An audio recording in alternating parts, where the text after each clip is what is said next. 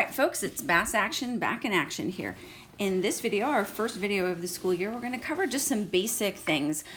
This first part about interval notation you may have seen in the past or might be completely new to you, and that's going to affect how much time you need to spend on this part of the video.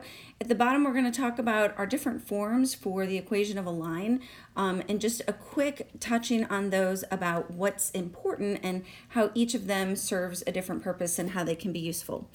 All right, so let's jump into our interval notation here. And up here at the top, this first part is extremely important, and you will lose points if you do not follow this.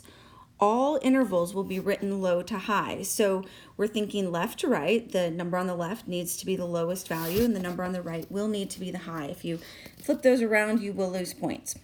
Okay, this first part is going to be what we're going to call bounded intervals. Bounded intervals have specifically a beginning and an end. And what we're going to do is we're just going to transition the notation that you would have used in the past to this new interval notation. So let's take a look at this first open interval right here. On this open interval, we're going to call it open because both of these ends are open. And you would know from your past that those would be open circles, because if I gave you this inequality with those less than signs that did not have the inclusive for the equals, those less than signs without the equals would become open circles. Open circles then become parentheses in our new notation. That's all that's going to change here.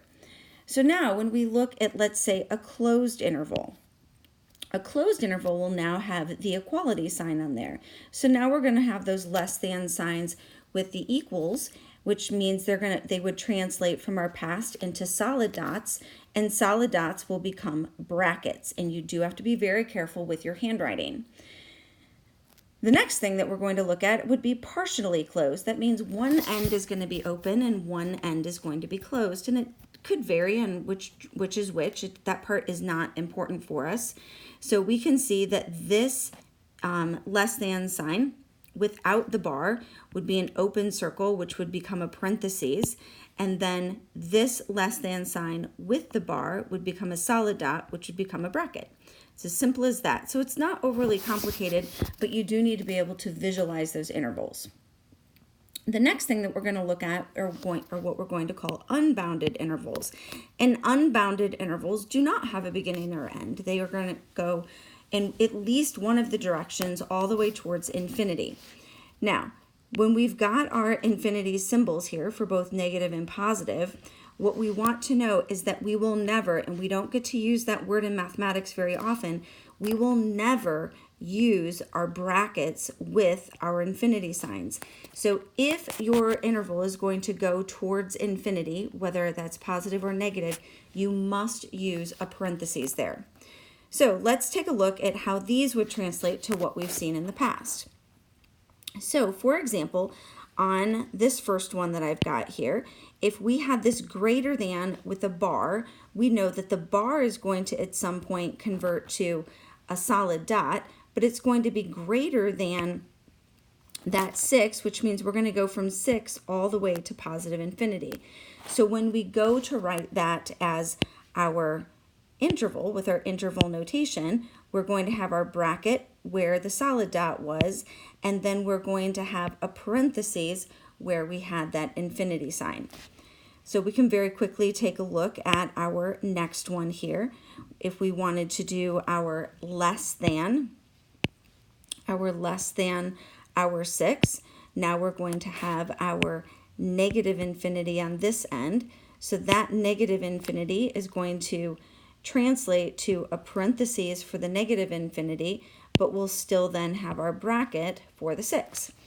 Now, in the past, our last one here, in the past for our all real numbers, what you would have done for all real numbers, we would know that that's going to represent, that's going to represent a negative infinity to a positive infinity. And in the past, you would have used the notation like that, the R with the double vertical lines. We are not going to use that at all anymore. Whenever you want to indicate all real numbers, negative infinity to positive infinity, you do need to write that with the interval notation using your parentheses just like that. Okay, and we're going to do some practice with this in class. I just wanted to give you guys a chance to be able to look at this notation because some of you have seen it and some of you have not. Now, really quickly, everybody has seen these three forms of a line. You guys have been doing these since you were in Algebra 1. This is kind of old news for you. But I just want to remind you that all forms of these lines are extremely important. You need to be able to write in point-slope form, slope-intercept form, and general form, and recognize how each of them can be useful for us in different ways. So let's take a look at this point-slope form. There will be a time that I will ask you to simply write an equation in point-slope form. And what you need to remember is that the point that you're given is going to sub in for the x sub 1 and the y sub 1, and then the slope that you're given is going to sub in for the m. So if I want you to write an equation, for example, that is perpendicular to this equation, what we would see is that our given slope is a 3, so our perpendicular slope would be a negative 1/3. And then we're already given our point, so all you might need to do is go ahead and drop it in with the y minus 12, that's the y coordinate from our point, our negative 1/3, and our x plus 9, because I'm going to subtract that negative. So this is all you might need to do. And if I ask you to write it in point-slope form, I want you to stop right there.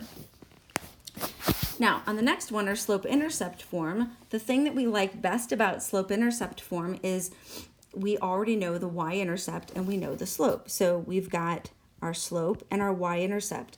Keep in mind that B is not any random point, it's specifically the y-intercept. So if this is the equation that I'm looking at, I can quickly read that my slope is a negative 2 and my y-intercept has to be written as an ordered pair, and the y-intercept is 8, so I'm going to write that as its actual ordered pair, 0, 8. So those are some good quick questions that I could ask you about that line. The last one that we're going to look at is our general form, and although this one is not often our favorite, what I do want you to get really comfortable with is being able to think about how you can easily find the x and the y intercepts with this form. So if this is the equation I'm looking at and I ask you to find the x and the y intercepts, what we're going to think about, let's say for the x-intercept, is that this y term right here is just going to completely drop out. So you would normally do this mentally, but I'm going to go ahead and write it here and for the video's purpose. But what we're thinking is that we'll automatically get this 15x equals 2. So we can easily see that the x-intercept is 2 over 15, which means we can just jump straight to that, 2 over 15, comma 0. Same thing could happen for the y-intercept, and truthfully, you wouldn't normally write this down. The x term will drop out because we're letting x equal 0. So what we would mentally be thinking about is we would have this negative 10y equals 2. We can easily see that that's going to turn out to be a negative 1/5. So we can write that as the ordered pair 0, negative 1/5. And those would be our answers. So of course, if we wanted to graph it, we could easily graph it just by plotting those two easy x and y intercepts, connecting those and being done.